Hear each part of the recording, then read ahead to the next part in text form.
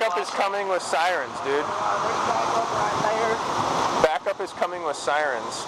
Policing the police has become a part-time job for some North Texans. They say they're just holding officers accountable for their actions. We told you about these cop watcher groups earlier this week. Members listen to police scanners, show up at traffic stops, and then videotape the officers working. Then they post their videos online, claiming it's for the good of the community. Some people call it harassment because the cop watchers often heckle the officers. And our story caught the attention of Dallas ISD Police Chief Craig Miller.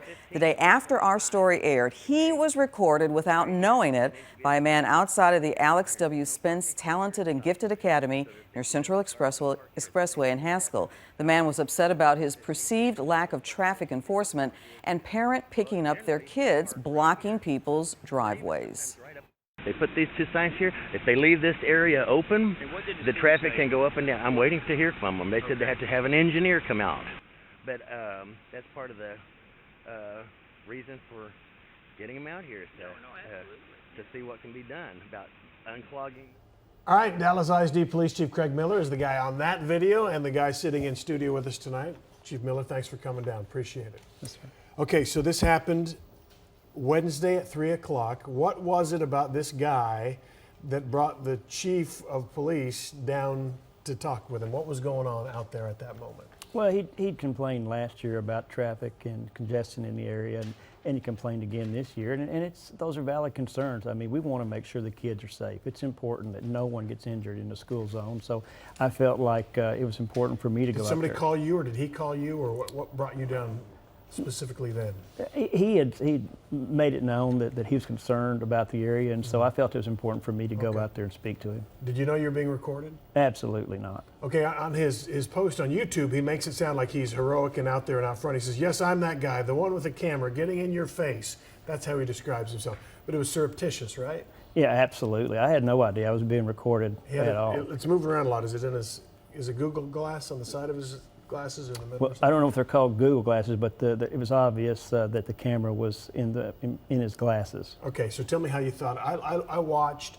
I didn't think you had any problem. I know he complains that you said when you got there, you said, "Are you getting enough attention?" That's his complaint. He thought that was rude. I said, how do you think it went? Well, I think he did get enough attention. He got the chief of the whole entire organization to come to his location. But it wasn't for him I was there, it was for the kids. I mean, I think it's important we provide a safe environment for the kids, but also it is unusual to be recorded in that manner. I mean, I think police officers are faced with being recorded all the time with people with cameras. We live in a society where cameras are present for everywhere, and police officers should do the right thing and say the right thing. And you said when you heard, you didn't know, you heard it had been posted on YouTube, you thought, oh my gosh, what did I say, what did I do? But cameras have been on your mind a little bit recently, right?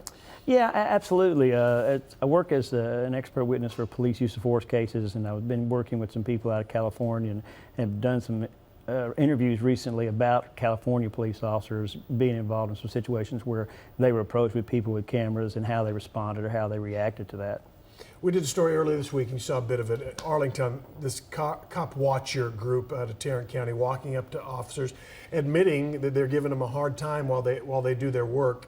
I read the Cop Watcher website, the main website, and it says their mission is to track bad cops and defend good cops. I haven't seen any evidence so far of them defending good cops. I've seen them, what seems like they're trying to, I don't know, goad cops into doing something wrong. What do you think of these groups? What's your opinion?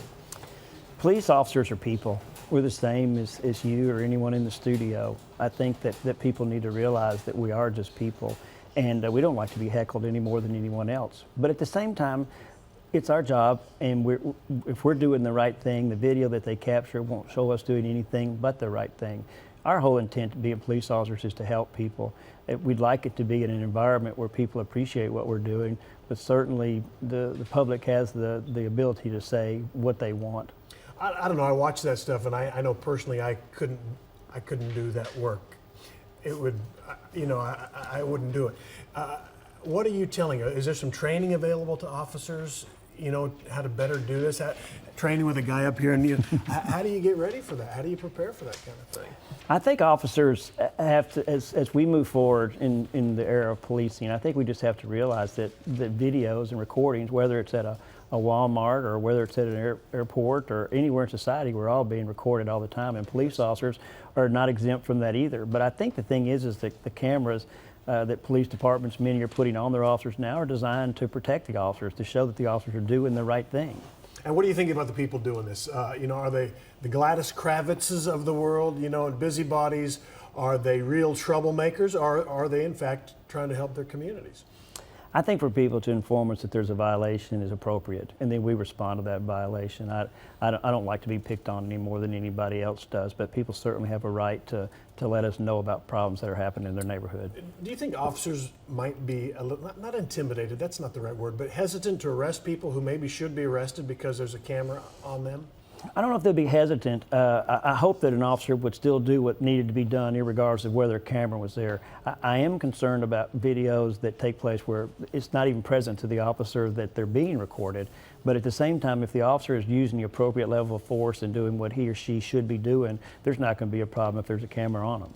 All right, we got about 30 seconds left, and I know you're involved in this investigation with the fetus found in the Dallas ISD school, and so we're going to stop down on this and talk just a bit about that.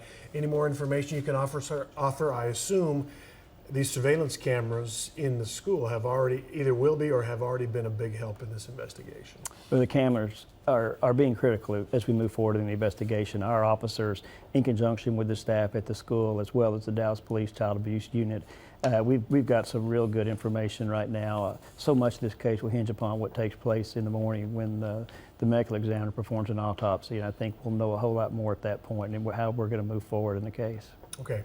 All right, Chief, thanks for coming down. Good luck on that investigation. We appreciate your input on the cop watcher and these videotapes too. Thanks a lot. Yes, sir.